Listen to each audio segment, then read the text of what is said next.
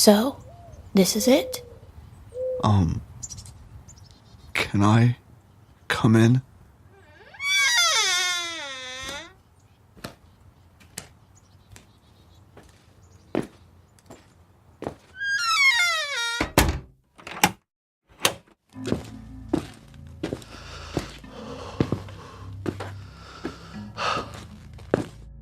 Sit down, Edward. You're trembling. I'm so sorry, love. But Johnny says that I have to. I know, Edward. I know. You don't have to explain to me why you are here. I've been expecting this for some time now.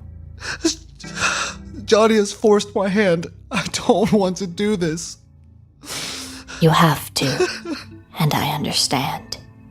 I'm ready. I am just glad I get to see you once more. I can't. I can't. You have to. How? With my knife, dear. Just like we used to do. Just like all those other times. Only now, it's my turn. No! Not like that. You're better than all of them. No, I am not.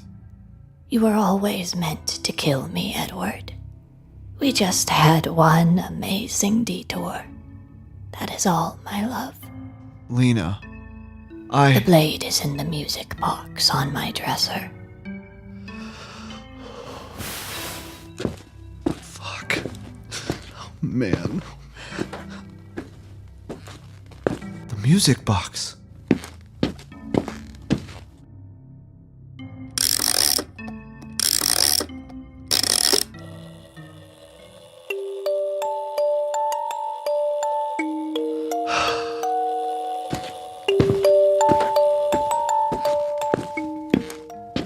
Lena, the scalpel still has dried blood on it.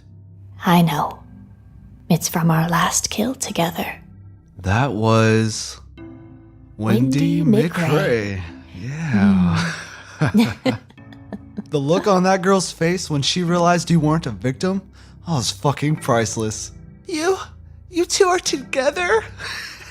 Please, please don't kill me. Her fear tripled the moment I started kissing you back. The rest of that was so great. Us on the bay. Lena, what the hell? Are you sick? Yes, Edward. I'm dying. I have cancer. It's terminal.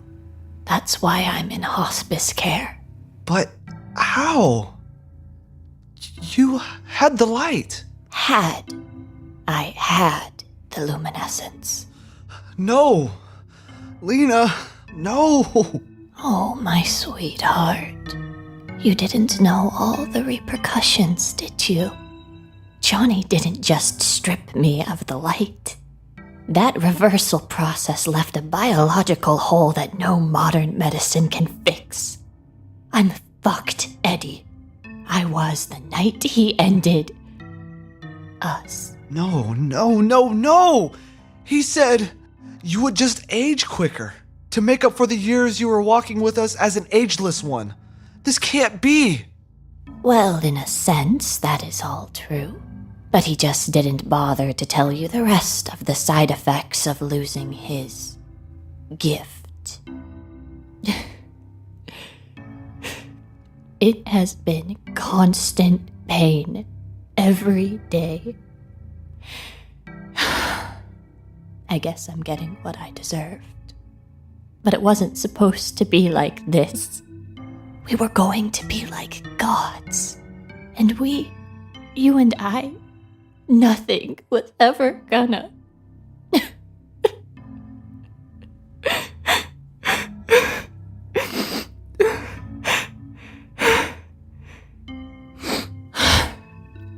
Never mind.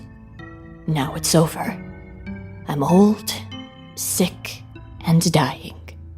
So just go ahead and do what your master sent you to do. Oh, Lena, I should have come back sooner. I could have saved you. I'm so sorry. Maybe, but I doubt it. And it doesn't matter anyway. I'm too far gone now. Lena, I don't have to use this crude scalpel. I have powers now. I can make this quick and painless. No. It has to be like this. Finish your work, Edward. Fine. If this is the way you want to go, then okay. I will respect your final request, dear. Nothing will ever replace the time I've shared with you, and I'm so sorry that it turned out this way. I love you, Lena. And I always will. And I love... Goodbye, my love.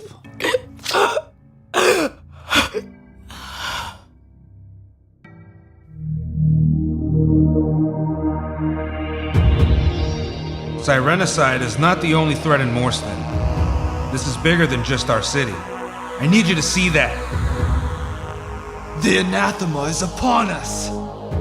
However, you will not know its glory.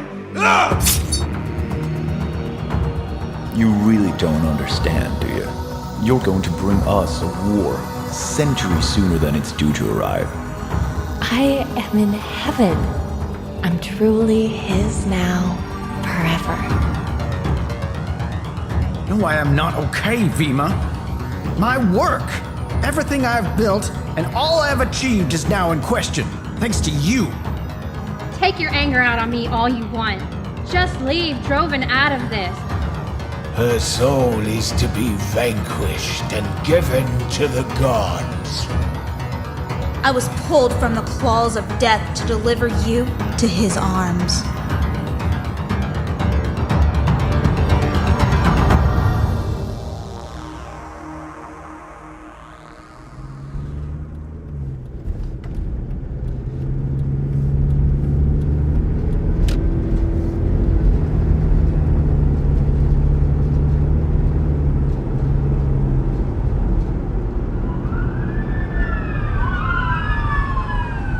Damn, I'm trying to get over. There's not a whole lot of room on this road.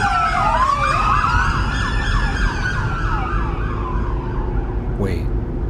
Oh God, no. Lena!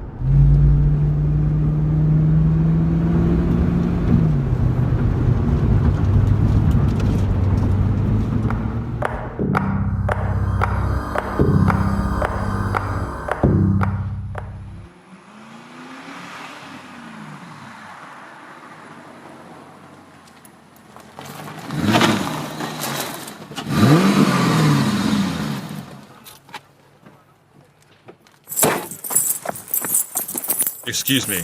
Excuse me. Sir, you're going to have to step back. Back off! She's a patient of mine! I'm sorry, sir, but this is a crime scene. I can't let you pass. If you have some information, stand over here, and a detective will meet with you in a moment to take a statement. What the hell happened? Is she okay? I can see the paramedics are just standing by their ambulance.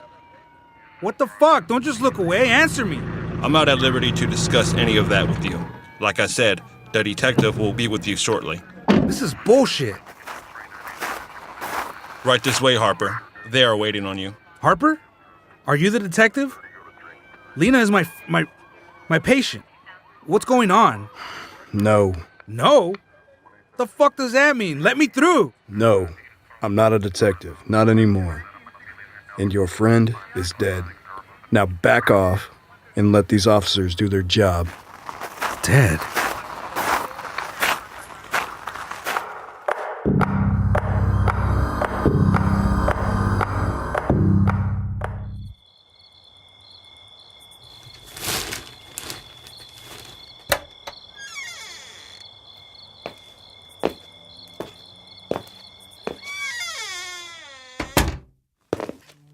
I should have never published your story. Damn! What am I doing? First Blackjack, then Vincent, and now you, Lena? This has to be the work of Eddie Vile. The blood is everywhere.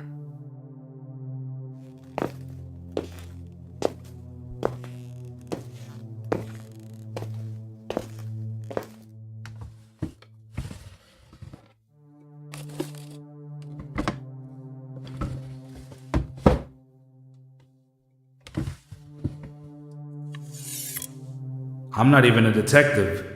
How did this Harper and his merry band of dipshits miss this? Now I can see why he said he's not one anymore. This is the same style of blade Eddie sliced my face with. Wait, there's an inscription on it. Right through the heart from the very start. I don't remember seeing any writing on the one he sliced me with. This engraving is definitely older, but this calligraphy is beautiful. Very odd. I wonder what this key goes to.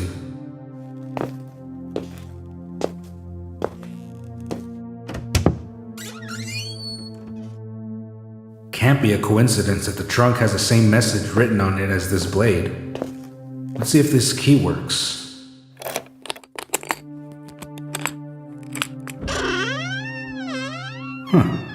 Nice newspaper collection, Miss Klein. Another journal? You can definitely tell this one was made in the 60s. Let's have more of a look around and see if I can find something to link this travesty to my favorite surgical psycho. I'll hold on to this journal.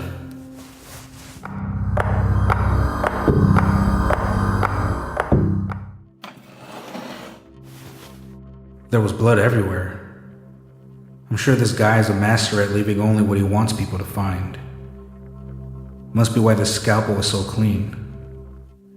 However, this journal was underneath all those newspapers, and there was dust on the trunk, meaning Eddie or whoever did this to her didn't have the time to look in it. Okay, Mrs. Klein. Maybe you have some clues in here. I hope so.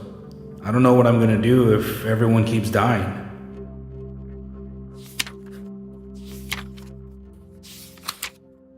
July 7th, 1963. Dear dumb diary.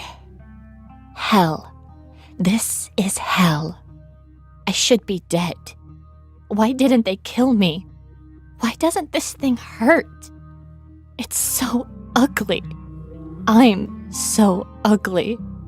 I can't even look at myself anymore. It's like someone has their hands over my ears and they're yelling at me, but nothing comes out of their mouth. That's how it feels when anyone talks to me, especially my mother. Edward, the handsome psycho. The cops are looking for him. It's been 3 weeks and nothing. My father won't even speak to me. All of their hopes and dreams of their aspiring college student are gone. I'm constantly out of touch with everything. I can't eat, but I know I have to. My girlfriends are so guilt-ridden that they won't even speak to me. I don't care, though. Their classic yammering would fall upon deaf ears anyway. I close my eyes at night, and all I can see is him and the hooded man ripping me apart, and then it shifts to them stitching me back together. Mom bought me this book so it will help me express myself, since I won't talk to any of the counselors. I can't even stare at this paper without thinking of his grin. I can't look in the mirror without seeing his grin. I can't walk down the street without seeing his grin. It pains me every minute, again and again. Look, Mom, I'm a poet. Wow. It's good to know she's always had her sense of humor, even in such dark times. I guess caring for her in her illness and her old age, I wouldn't have noticed she suffered from the same symptoms as all the others and myself. This hooded man. Maybe it's Johnny. Could Johnny have done this to her? August 8th, 1963. Okay, diary, so I kind of discarded you, but I don't know what else to do. He was here. Edward was here. He was hurt and weak.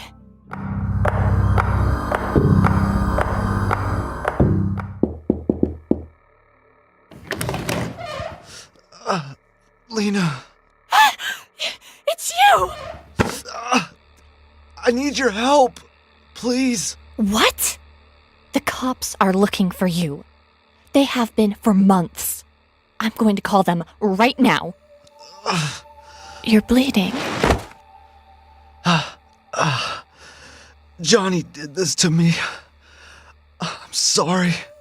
If this is what you've been going through, then death would have been a release for you.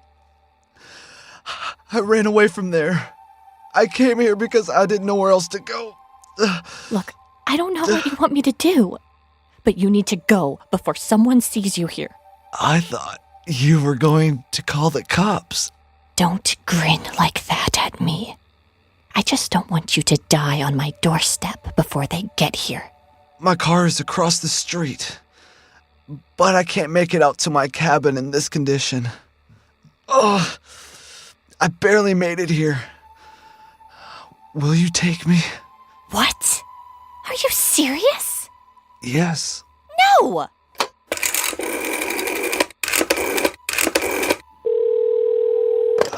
I have medical supplies in my cabin. I can't go to the hospital. Please, I'm begging you, help me. Okay, but I need to grab a few things. Give me your keys and go ahead and head out to your car. Please try not to get spotted. Here. I waited over an hour for your parents to leave. I won't be spotted. Thank you.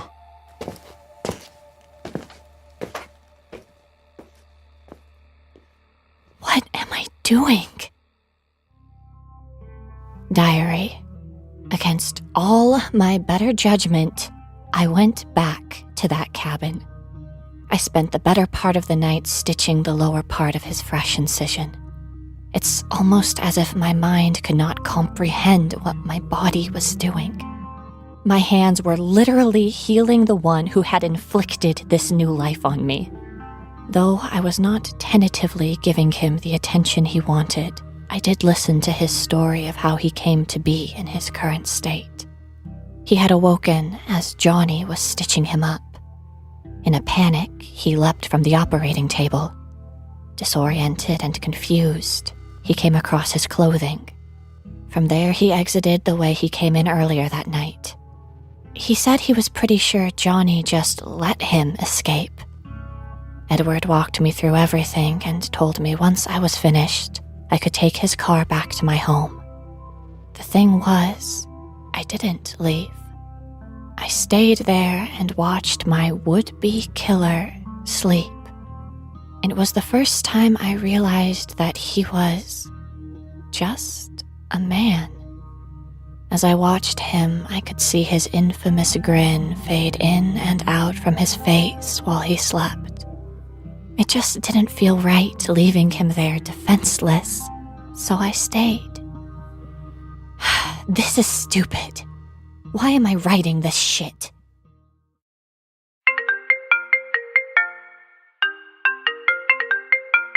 Hello? Good evening, Mr. Finnis. Or I guess at this hour I should say, good morning.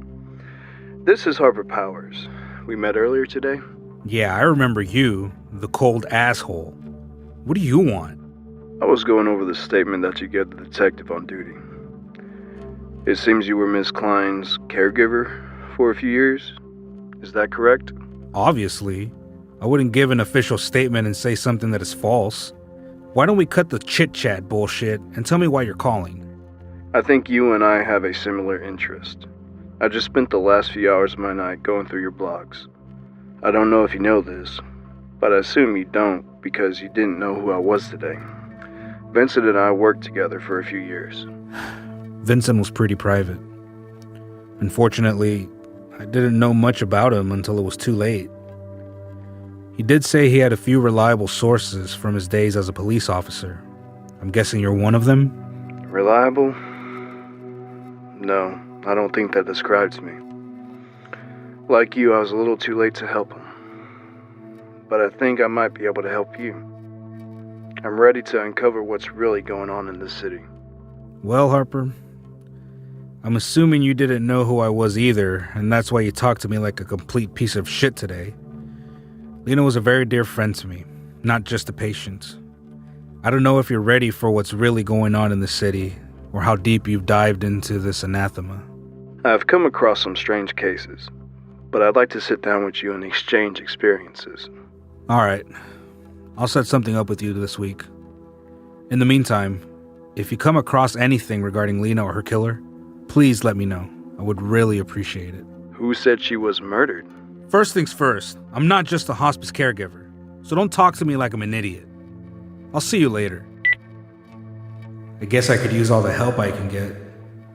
Damn, I can't believe Lena actually nursed this guy back to health. No wonder Eddie said, "She's one of the closest things to love I've ever known." Let's see what else this book holds. January 22nd, 1964. Hey there, diary. I didn't realize I left you in the bottom of this bag.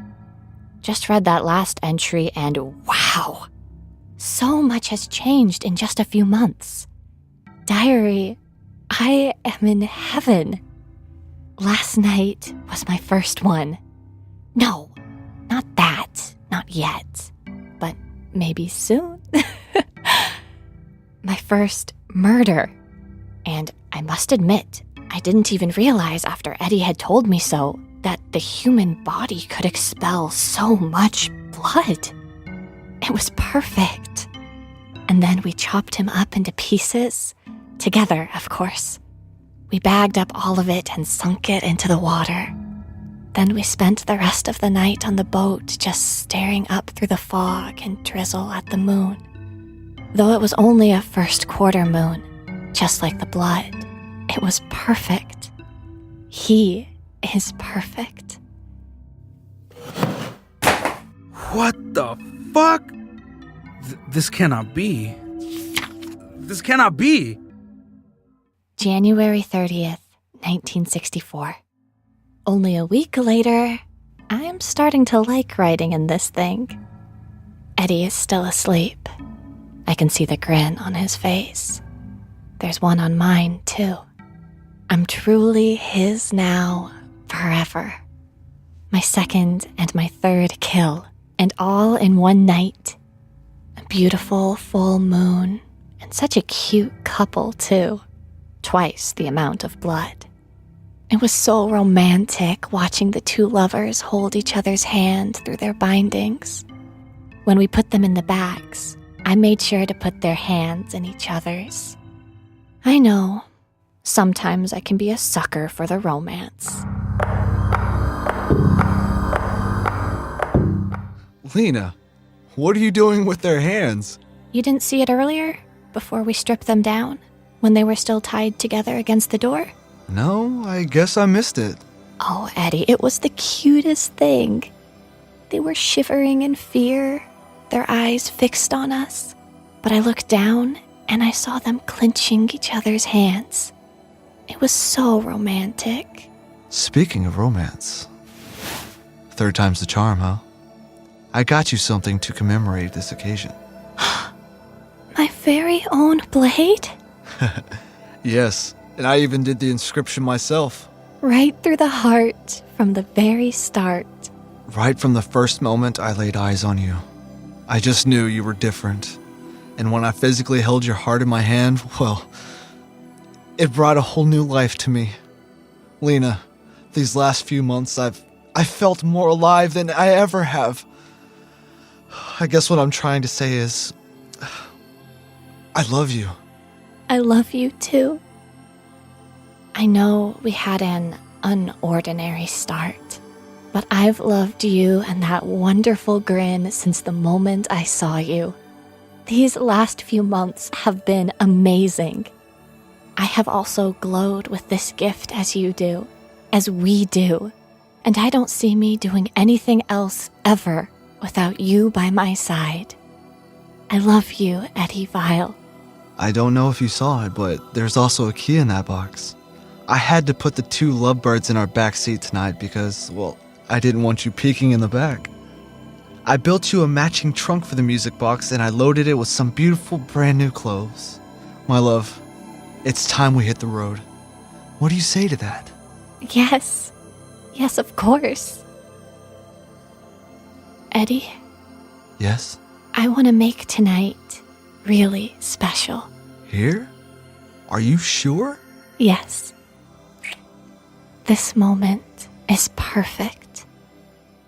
Now, diary, you must know that I had never been with a man, but Eddie was perfection personified. And just like the first night we met, the gentleman through and through.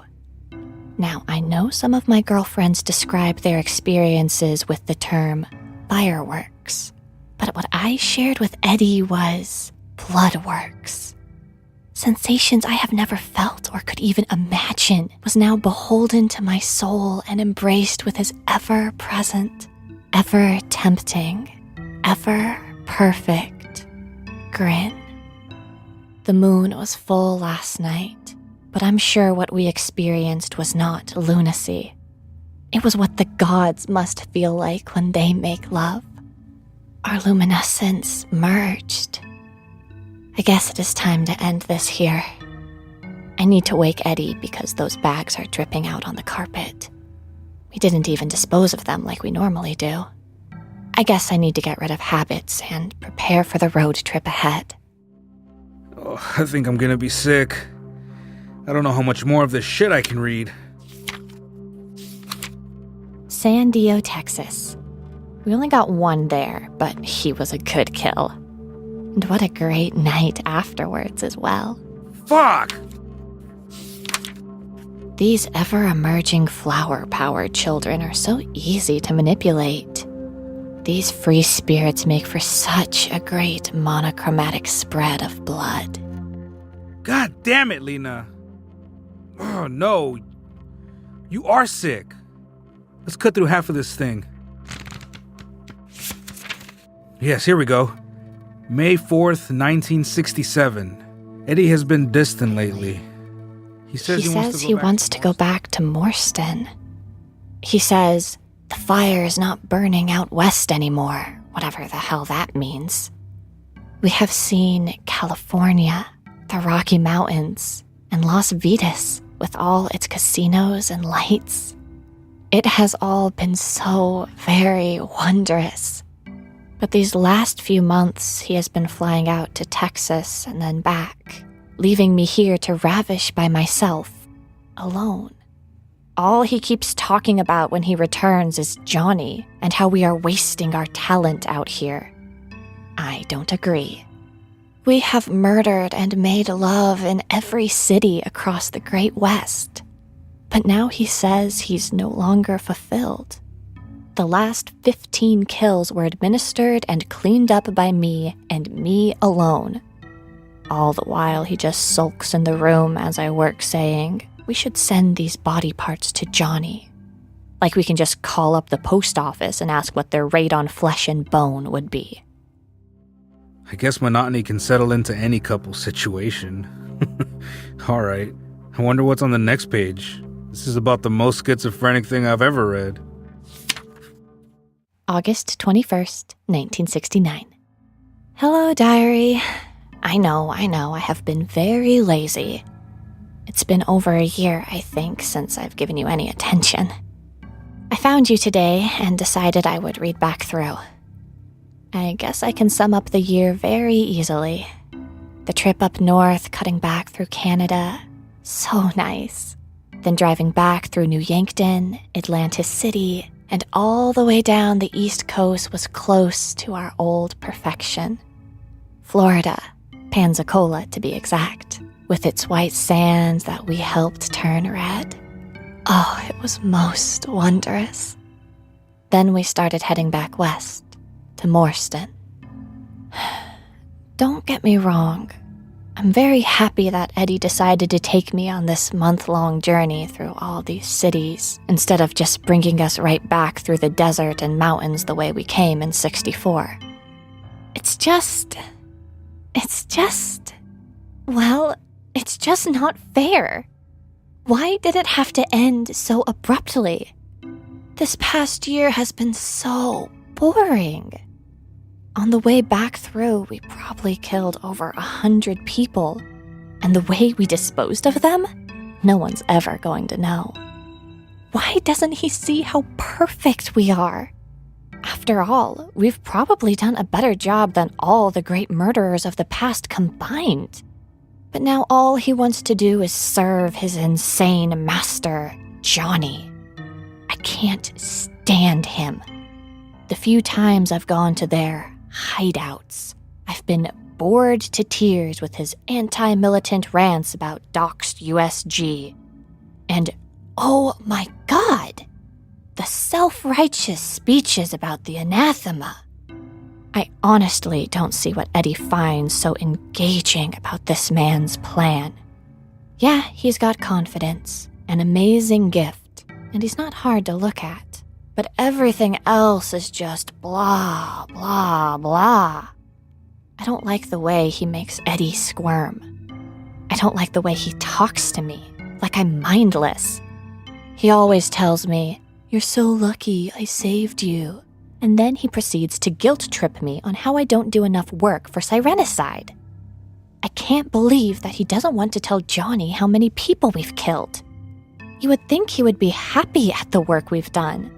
But Eddie just thinks he'll be furious about all the corpses we've wasted. And when I bring it up, Eddie just starts shaking. And that's what scares me the most. All the ones on the road, all the people we faced against and put down, and I never saw a hint of that in his eyes. But since we've been back, we sent every corpse we have made to Sirenicide. Hell, disposing of them used to be one of the best parts. Now what we do together has become more of a job than a passion. September 13th, 1969. Oh, diary, it was so great. Wendy McRae. Yes, diary. And she is going to go down as one of the great ones, if not the best, of me and my Eddie's time together. I did all the luring work. I spent the last 5 days making friends with this girl. I told her I was a freelance photographer passing through the area and staying at a hotel. This young and naive girl bought it hook, line, and sinker. Oh, diary, it was perfect. I told Eddie about her and that we should have her come to the bar where Eddie first met me. So the night was planned. She and I went there for drinks. Eddie made an appearance as his classic self, and then he drugged both of us. Once we awoke in his cabin, it was so hard for me to keep my composure and not just be absolutely giddy, but I did. Eddie went through his spill, and I even let him take a dip in her first. Then, when she was cold, broken, bare, and weak, she did the most peculiar thing. She begged him not to hurt me and to let me go. She said she could not watch me go through what he'd just done to her. She begged, "Please, please." Up until that moment, I had played my part perfectly. I was very proud of myself. I had been screaming under my gag during Wendy's rape. I was crying and shaking in total believable fear. Eddie had told me to shut up and even slapped me a few times to give that sincere fear to our victim. Then, Eddie walked over to me, undid my bindings, and lifted me to my feet. When he pulled the gag out of my mouth, I looked over at her, smiled, then looked back at Eddie and gave him the deepest kiss we have ever shared. I've never seen someone's face so contorted with bewilderment. She was truly astonished in the most wonderful way. In that moment, I had never felt so right. She said something to the tune of, "You two are together?" Eddie and I both started laughing like mad people. As she was begging for her life, Eddie held her down, and like a finely tuned piano, my scalpel played my deadly song to her. The crack of her bones and the release of her life. Well, it ignited a flame I thought was almost dead between Eddie and I. I knew he felt it too. We even diced her up the way we used to, through all those perfect years before. I was in shock. It seems everyone was that night. We disposed of her and laid out the rest of the night on the boat, under the stars, just rocking amongst the waves.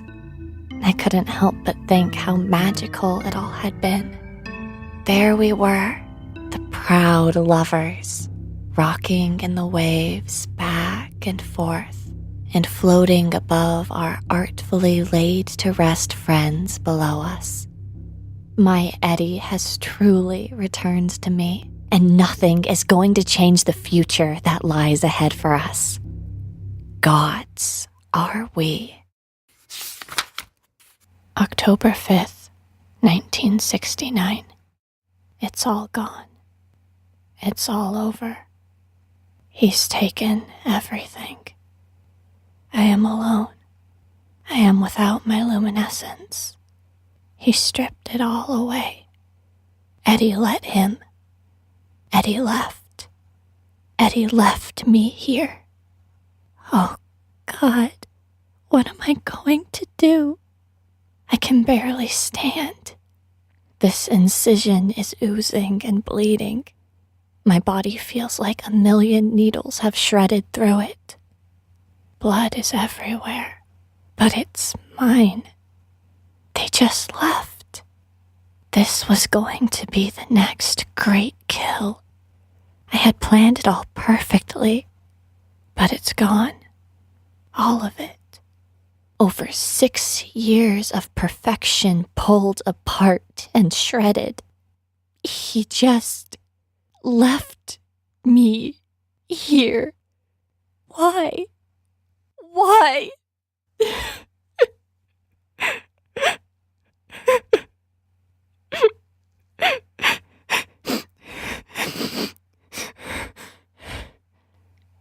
The young salesman, Jim, he got to leave with them. That wasn't supposed to happen. I had lured him here. He was so into me, and Eddie was to have the hotel room ready. But it was not that way at all. Jim kept putting his arms around my waist while I was trying to open the hotel room door. His alcoholic breath was all over me, but I didn't care. I was excited for what Eddie and I were going to do to his greedy soul. That all ended when I saw Eddie sitting on the bed, emotionless, just staring at the floor. As the door opened, I could hear the confusion in Jim's tone behind me. Eddie looked up, tears streaming down his cheeks as he lightly said my name, but then abruptly stared right back at the floor as if under command. Johnny Stitches was there. I could sense it now, the presence of my other maker. As we slowly walked in the room, the door flung shut. Jim was raving about who was the guy on the bed as the door startled both of us. Before Jim could utter another word, Johnny reached out from where he'd been lingering and snapped his neck. All this happened in a flash. Just mere seconds. Eddie didn't flinch, like he was dazed. Before Jim hit the ground, Johnny had already locked his eyes on mine. Johnny! Lena. What are you doing? We were going to bring him to you. Lena, stop. He knows. He knows everything. What? Eddie, what did you do? He matured. He has gained a sense of wisdom. Eddie, what is he talking about? Eddie, get up! This is done. You are done. Johnny, please. Johnny, please don't kill me.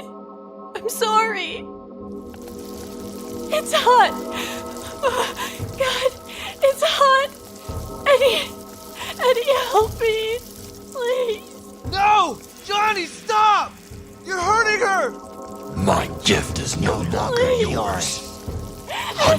wasted lives. You could have seen the next great age, Lena. Johnny! Don't kill her! You said she wouldn't die! Please, Johnny! Johnny! Oh God, Lena! Johnny, stop this! Oh my God. There's no halfway point, Vile. If I stop now, she will die. Do you want me to continue with the extraction? I can't take it anymore. It hurts. Eddie, do you want me to finish? Yes. Finish it.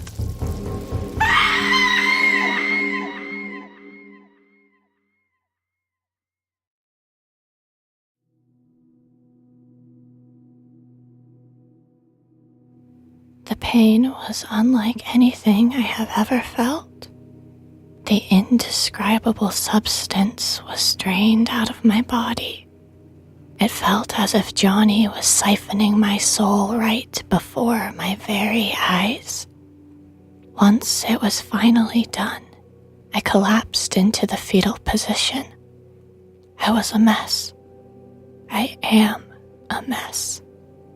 Eddie fell to his knees, reaching out for me. Johnny's stitches stood between us and delivered the final blow. All I could do was wither and wilt as he spoke. Finished. This is finished. And if you ever see her again, Eddie, you will know her pain personally. Lena, if you pursue him or any of Sirenicide, I will disintegrate the bones in your body with your flesh and muscles still intact. And I will keep your mind conscious enough to feel it all before I destroy what's left of you. Do you understand me? Yes. Then he directed Eddie to pick up Jim's body, and they walked through the door and then closed it, leaving me alone in the dark. I could hear Eddie asking in worried, frantic words if I was going to be okay. I heard Johnny coldly reply, "She will live." Not long after, I faded out. Once I awoke, I dragged myself to my suitcase, and I found you, diary. I am beyond weary. May 28th, 1970. The pox marks from the night Johnny stripped me of my light are now barely visible.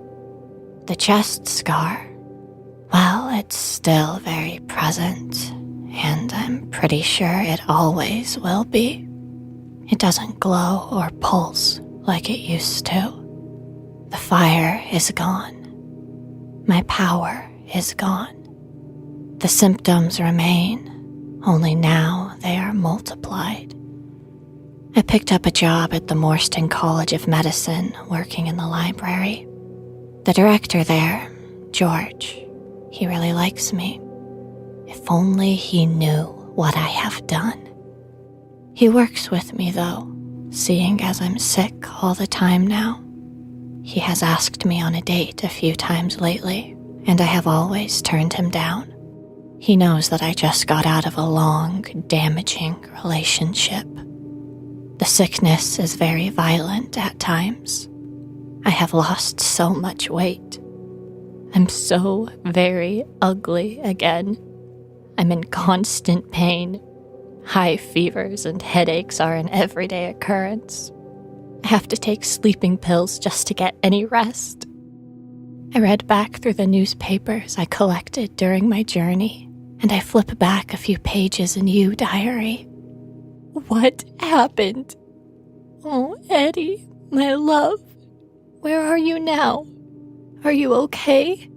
Do you know the pain I'm in? Do you even care? I miss you so much. I miss you more than anything we ever did. George calls me beautiful, and I don't get it. He can't see the scars and the wounds. Is he blind? I don't cover them up. How can he ever like someone as ugly as me? He believes it when I tell him I was just in a very bad accident. Eddie, my Edward, I miss your grin. I miss your dreams. Find me, Eddie. Please. I love you. I don't know how to feel about all of this. Lena, you were a star-crossed lover with Eddie Vile, and you two killed no telling how many innocent people. Looks like this next page is the last entry. July 7th, 2003. Happy 40th anniversary to you, old friend. Oh, how Mama tried by giving you to me. She was right, though. You have been there for me over the years. I'm sure if the cops ever found you, I would spend the rest of my life in prison. It all feels like a lifetime ago. I think I should burn this and all the newspapers, but I probably won't. I'm way too sentimental. My age has caught up with me. Though I'm in my late 50s now, I feel and look like I'm in my late 60s. In the last 30+ years since I last wrote in you, everything has changed for the normal and mundane. George and I tried to have a kid, but with my multiple illnesses, it just never happened for us. He eventually left, aggravated I would never marry him, saying that I was always going to be in love with this Edward guy from your youth. He never knew the truth. Up until recently, I kept the key to the trunk on me and kept the music box inside with you and all the newspapers. He did ask a few times about the trunk. I told him if he ever opened it, we would be done. He never did. A good thing, too. I didn't want him to be my last kill. That honor still belongs to Wendy. I'm paying for it, though. I thought I had beaten my cancer, but it has returned. So the lasting effects of my essence being siphoned have been very condemning. I grow sicker with each year that passes. I go through months at a time where I am bedridden. I can't hold any type of weight on ever. I will be lucky if I last another 10 years. What do you want to know, diary? No, my Edward never returned. I see his works in the news every now and then. He doesn't care. Why should he? He is now eternal, and I'm beyond saving. Just an old dead memory in the making.